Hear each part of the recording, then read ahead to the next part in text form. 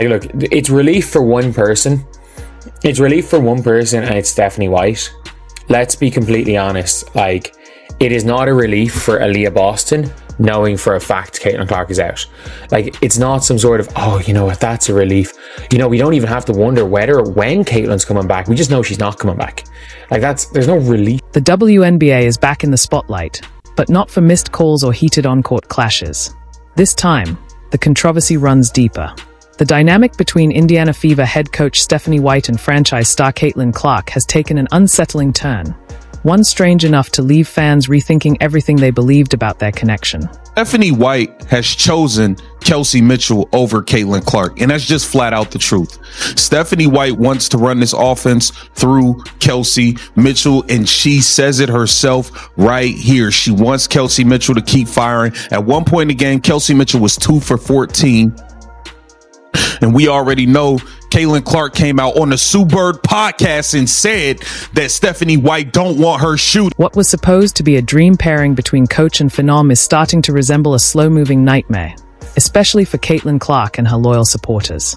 The signs are piling up, and the uncomfortable truth is getting harder to dismiss. Stephanie White may actually be more comfortable coaching the Indiana Fever without her biggest star on the court. CaitlinClark, Aaliyah Boston, deadly connection, pick and roll, two-man game connection that has worked this whole season, gone.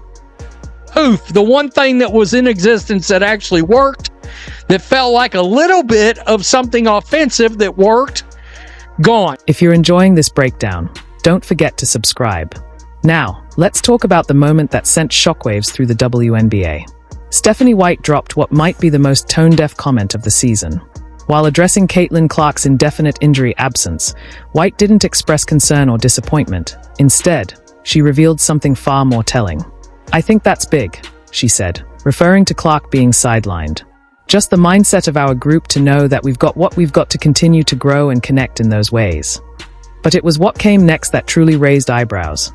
White implied that Clark's absence actually brings relief and focus to the team. Big head coach Stephanie White agreed. Just the mindset of our group to know what we've got, whenever we got what we got, to continue to grow and connect in those ways.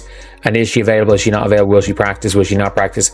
And that's a sort of disruption that comes with that. So there's clarity. I think it's good for everybody. It's good for Caitlin too. She doesn't feel any kind of way. She can just approach and attack her rehab one day at a time.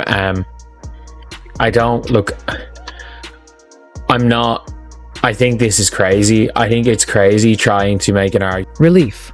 Let that word sink in. The head coach of the Indiana Fever just admitted that life without CaitlinClark, the league's biggest attraction, the rookie who single-handedly dragged this franchise back from the brink of irrelevance, brings relief to the team. Not concern. Not urgency. Relief. Who created this mess? She just sits here and tells you, oh, it's better that we know. You knew last week. You knew 10 days ago. You knew dating back to the 14th of July when the injury happened. You knew it then. You knew that she was not going to be able to play. But y'all ran with this narrative. You continue to do it. Oh, it's day to day or it's this. No, you always knew. So you making some excuse now for why you don't play well? That's on you, Stephanie White. This wasn't a slip of the tongue or an awkward choice of words. It was a window into the mindset of a coach who appears genuinely uneasy leading a once-in-a-generation talent. When your star player is driving record-breaking viewership, selling out arenas nationwide, and generating more revenue than the rest of the league combined, relief should be the last emotion you feel when she's sidelined with an injury. Weird way of wording things. I think they word it in a really weird way. Being like, oh, you know, it's going to help us knowing that she's officially out. Like, let's be real, it's a groin injury. She's not going to be out. She was not going to be back for the Vegas game. She was not going to be back for the last Liberty game. She's not going to be back for the Liberty game before that. She's not going to be, we know she's not going to be back for the Sky game. Like, we know she's not going to be back until at least like the 8th of August.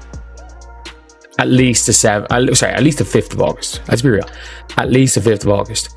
So, like, I'm sorry, but how is it a relief knowing that Caitlin, not having to worry about whether Caitlin will or won't practice? You know she's... White's unsettling remarks about Clark didn't end with that one moment.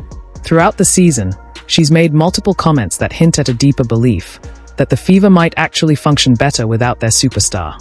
When asked to compare the team's performance with and without Clark, White offered yet another eyebrow-raising take.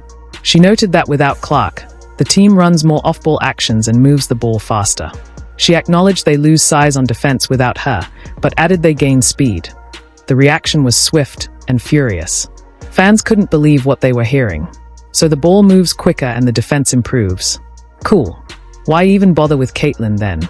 It was meant as sarcasm, but the concern was deadly serious. Their head coach was, intentionally or not, making a case that the Fever play better basketball without the very player who put them back on the map. Let me tell you something. Y'all do not move the ball better without my CaitlinClark, aka my precious CC. At the end of the day, y'all have only won 4 games and recorded 4 games where y'all had 20 assists as a team at the end of the day. CaitlinClark, aka my precious CC, she averages 7 to 9 assists a game. You hear me? Because she moves the ball and get everybody open, because everybody and their mama and their grandma be double teaming and triple teaming her, and her team is lazy when it comes to setting screens. The troubling pattern didn't stop there. White continued to highlight the team's supposed defensive gains in Clark's absence. I think first and foremost, defensively, we've been better, she admitted, praising the Fever's improved consistency in coverage and heightened attention to detail when Clark wasn't on the floor. But perhaps the most unsettling part is White's apparent fixation on crafting a team identity that deliberately sidelines CaitlinClark. Time and again, during each of Clark's injury absences, White has emphasized how the team has found a little bit more of an identity defensively, without their franchise player. It's a recurring theme that feels less like strategy and more like a quiet campaign to diminish the role of the one player this team should be building around. Without her, they get to play that slow down, walk the ball up the floor basketball that she likes to play over the breakneck, let's run this ball down the floor type of basketball that CaitlinClark and the team actually likes to play. But you sitting here saying, oh yeah, well, we know what we got going forward. You guys have been the one with the nonsense. So what is the real injury?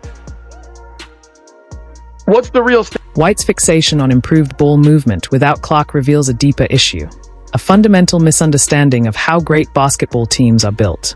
The San Antonio Spurs didn't win titles by passing around Tim Duncan. They won through him. The Warriors didn't change the game by minimizing Steph Curry. They built everything around his brilliance. Championship teams don't succeed in spite of their superstars.